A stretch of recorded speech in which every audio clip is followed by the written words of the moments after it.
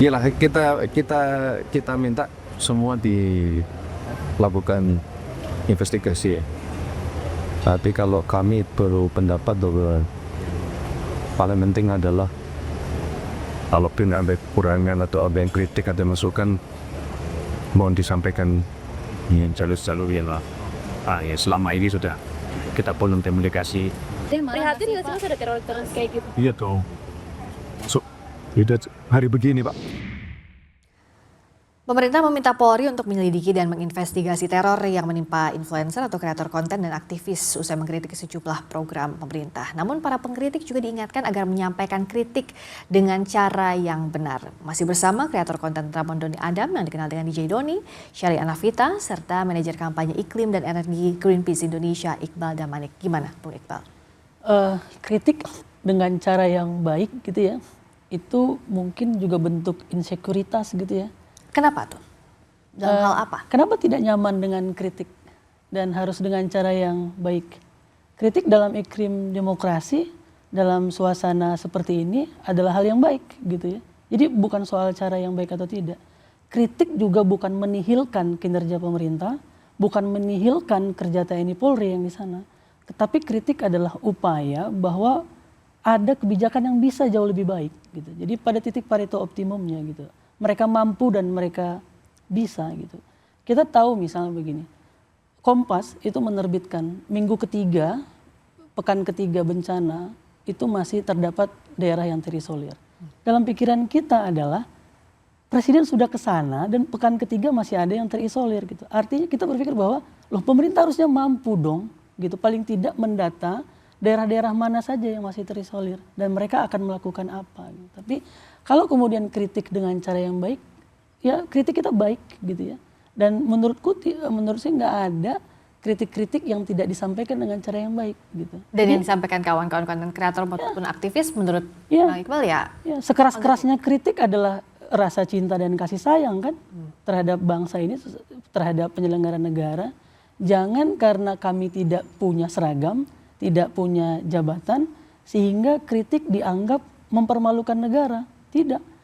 Kita adalah orang yang sangat cinta terhadap negara ini, terhadap bangsa ini, dan percaya bahwa ini adalah bangsa yang satu dan bangsa yang tanpa penindasan.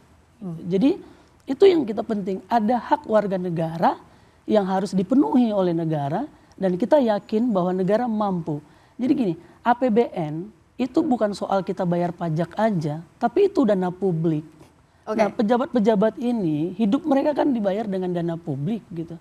Jadi kita punya hak untuk check and balance. Untuk check and balance, untuk mengatakan bahwa ketika lu menggunakan dana publik, maka kita sebagai publik yang ketika mereka melakukan kesalahan, kita lah orang yang pertama kali dirugikan. Nah tadi untuk menjawab soal keamanan yang harusnya diberikan, pemerintah bilang ya Polri investigasi. Kasusnya udah sampai mana kalau Bung Doni? Saya masih menunggu hasil. Saya masih percaya kepada teman-teman Polri, semoga ada hasil yang baik, ditemukan pelakunya siapa. Agar juga publik juga nggak liar pikirannya, ini siapa, ini pemerintah atau siapa segala macam. Ini menurut saya harus dibuka secara lebar, nih siapa pelaku sebenarnya. Dan harus ditangkap.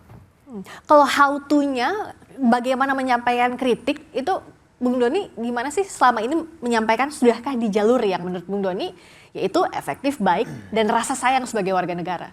Begini Mbak ya, kalau dibilang kami mengkritiknya agak keras atau kasar, sebenarnya kan dimulai ini semua dari pemerintah.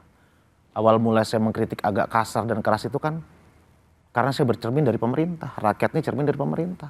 Ketika ada pemerintah berkata kasar, ada isu Indonesia gelap, kau yang gelap, ada isu apa lagi, ada juga pejabat ngomong biadab, ada hal-hal lain juga banyak Mbak. Jadi sebenarnya kita ini para pegiat media sosial berbicara kasar ini mengkritiknya secara bukan mengkritik kebijakannya secara kasar ini karena pemerintah juga kasar terhadap rakyat. Kalau juga kita lihat pro kontra ini banyak juga ke Bung Doni, misalnya kritik, tapi banyak yang bilang bahwa sudah dapat teror ini dibilangnya masih playing victim, atau yang menyamakan itu tulisannya sama dengan tulisan tanganmu yang dianggap ini buat ngambil followers aja. Itu gimana? Sebelum ada teror ini Mbak, sebelum ada penglemparan bom molotov, follower saya sudah banyak. Saya nggak akan mengeksploitasi juga, saya pengen pansus nggak juga. Siapa sih mau dilempar bom molotov Mbak ke rumahnya? Istri saya lagi hamil 7 bulan loh. Nggak ada yang mau Mbak dilempar bom molotov. Lalu pertama waktu saya posting pertama, cuma di sosmed aja nggak lapor polisi. Ya kan? Akhirnya ya begitu kedua bom molotov saya lapor polisi. Dibilang kasus saya rekayasa, ini kan agak aneh. Lapor salah nggak lapor salah?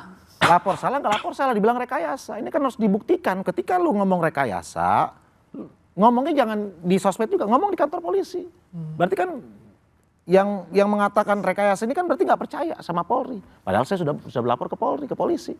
Gitu. Ini agak aneh juga saya lihat. Nah kalau Bung Doni sudah lapor ke polisi, Mbak Shirley ada kesulitan untuk melapor, memutuskan untuk melapor. Apa sih sebenarnya yang jadi keraguan untuk lapor atau tidak?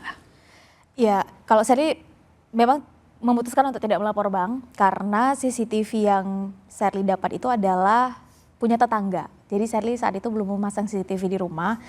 Dan ketika mengambil CCTV dari tetangga, otomatis itu ada konsekuensi bahwa tetangga, lingkungan juga akan ikut diinvestigasi oleh polisi. Nah, keamanan, kenyamanan, hidup bertetangga itu kan juga perlu dijaga. Itu hal pertama. Hal kedua adalah eskalasi terornya itu untuk Shirley ada di tahap di mana belum membahayakan seperti Bang DJ Joni secara keselamatan.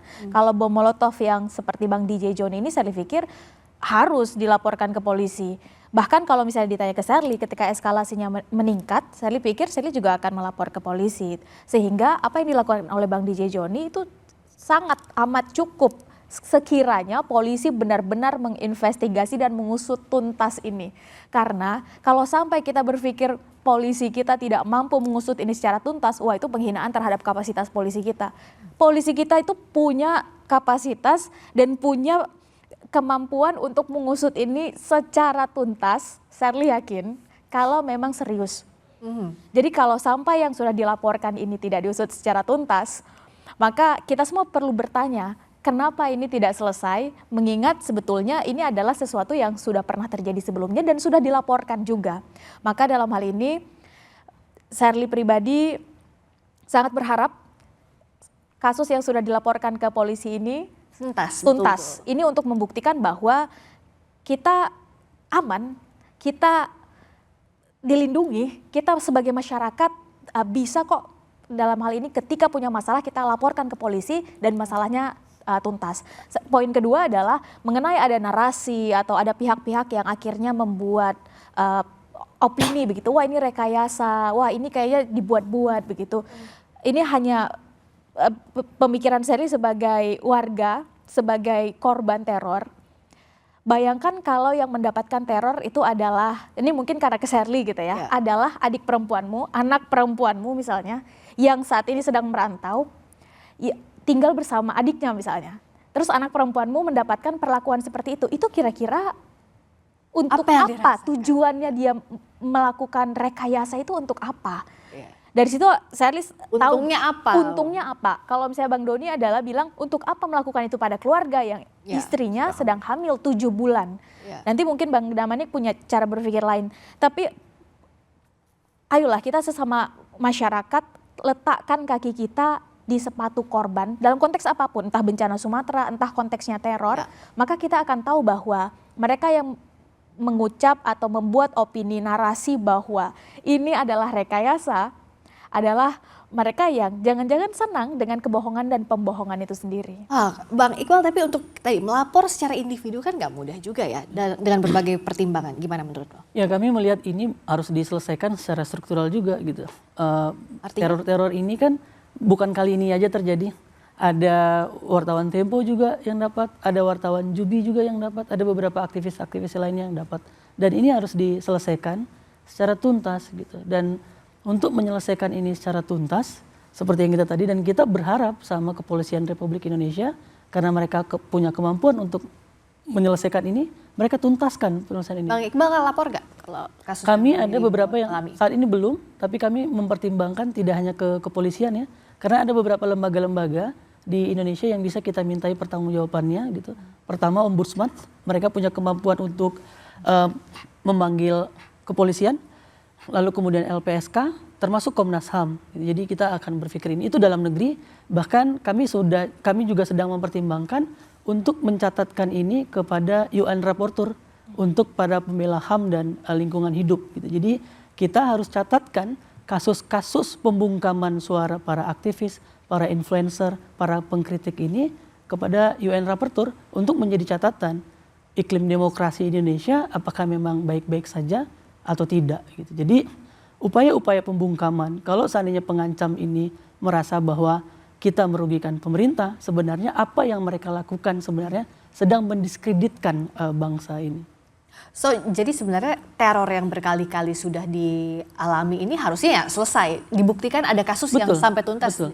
Mengapa kasus Cica, BAP, kepala babi yang sempat rame tidak selesai sampai sekarang? Itu juga harus diselesaikan. Kenapa laporan teman-teman wartawan Jubi di Jayapura tidak selesai sampai sekarang? Dan nanti kalaupun Bung Iqbal akan melaporkan ini ke polisi dan berbagai lembaga lainnya, itu pun harus tuntas. Harus pastinya. tuntas.